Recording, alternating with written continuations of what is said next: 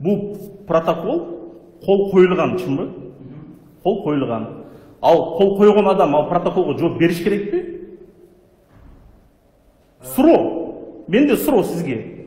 Адам протоколға қол қойып атады. Чынбы? Жөнөкөй адам емес та, көчөдө жүргөн бир дворник емес та, келип протоколго кол коюп атат. Мен азыр договор түздүм, кол койдум, чынбы? Мен ал кол койгон үчүн жооп беремби? Сиз үйүңүздү сатып атасыз, кол коюп атасыз, жооп бересизби? Кайсы жерге сиздин колуңуз коюлбайт, сиз ошол нерсеге жооп бересиз, түшүнүп атасызбы?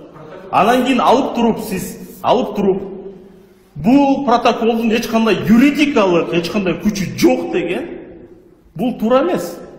Sen kol koyğondan keyin sen oşol kolun koyulduğun için sen жооп бериш керексиң. Толук.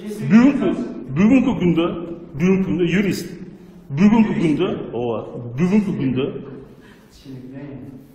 күндө ким каяка кол койду? Ким Кыргызстандын жерин өз тажиктерден арендага алды?